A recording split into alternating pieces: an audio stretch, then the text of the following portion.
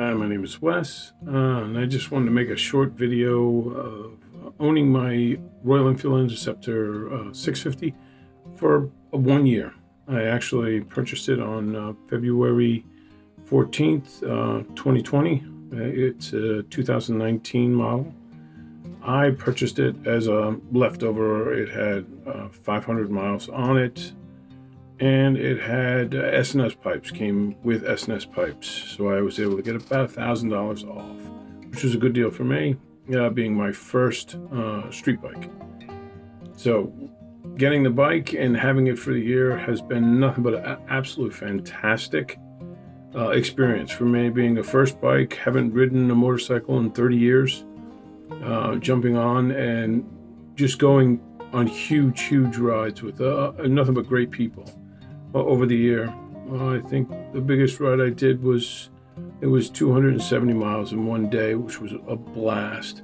My butt was a bit sore, but it was a blast. But over the year, what I've experienced with my Royal Enfield on a negative side has been I got two flats. That's it. It has nothing to do with Royal Enfield at all. Maintenance-wise, it's been an absolute charm.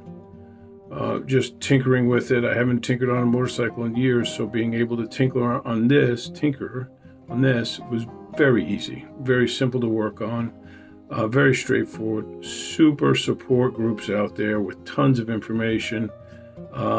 Just talking to people.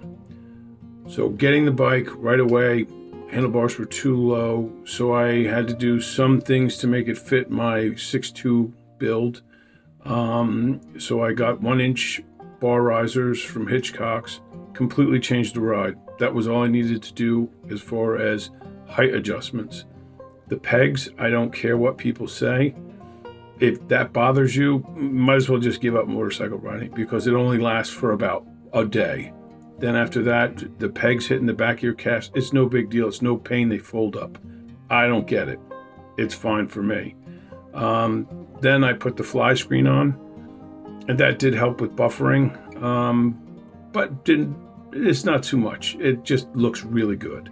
I put the large fly screen on. Stock mirrors. It just did this. This is all you saw, was this. No matter what speed, whatever. It was just terrible. So I picked up their touring mirrors, the Royal Enfield touring mirrors, fixed that right away.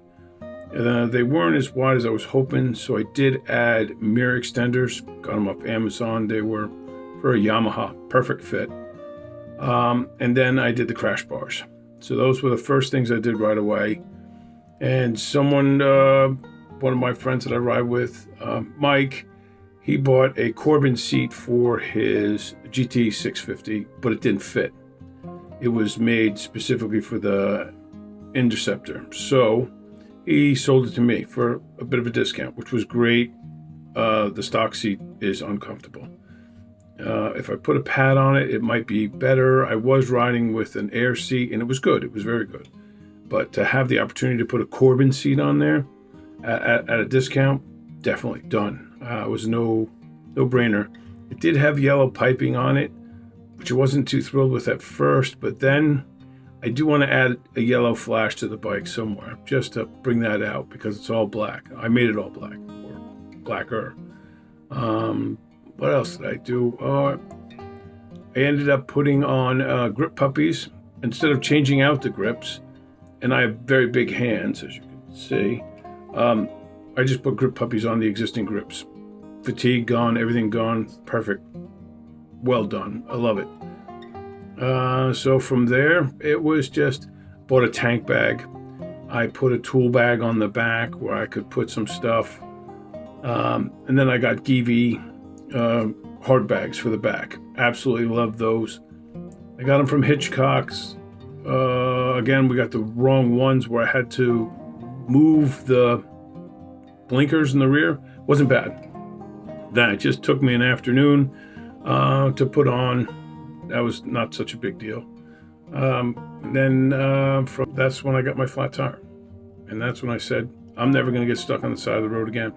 The first flat tire happened in my driveway, and it was the valve on the inner tube cracked. That was just dry rot or vibration or something. So then I replaced the tires with Michelin Pilot Actives. Then I got the flat tire on brand new tires. I got 200 miles on the tires. Big old nail right through the tire. Got stuck in a place where there was no cell service. There was no anything around. It was a local garage that towed my bike. That was a bit expensive. But now I will not get a flat tire on the road unless my rim explodes. Well, I will, but I have the way to fix it. A compressor, tire spoons, spare tube, patch kit, everything I need. And if it's not for me, it's for somebody else as well. And going on from there, it was just little things I added. But I'm going to have a add on to this video. I'm just going to do a walk around of the bike. And then maintenance. Wow, what maintenance? Okay, oil the chain every 200 miles. Big deal. Just spray it by a center stand. Check the fluid. I've changed oil twice on the bike.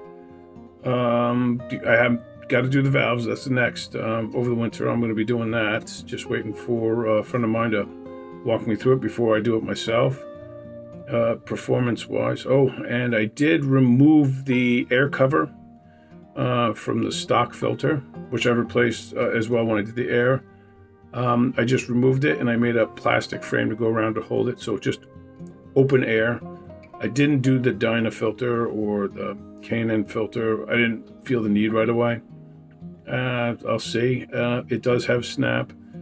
The big controversy over baffles in the S&S pipes. S&S pipes sound great. Take the baffles out. They sound absolutely fantastic. With the baffles in, it doesn't sound as good, but you get better throttle response because it does need that little bit of back pressure. You take them out, you'll get more top-end horsepower, theoretically by 1 or 2 horsepower. You'll get more top-end, but you won't get that instant snap when you roll on the throttle. It seems to hesitate. Not really hesitate, just come on more gradual. Until you get to the top run, it feels to be a little bit more grunty on the top. But I like the snap because I love twisty roads. Rolling on the throttle and not getting it right away, I put the baffles back in. As much as I love the sound, I love twisty roads, and it's better performance with twisty roads with the baffles in. So what I'm going to do now is I'm going to add the video where I took the walk around of the bike and give Royal Enfield a big thumbs up in the big community out there for helping me out with this bike. Awesome bike. Thanks, guys.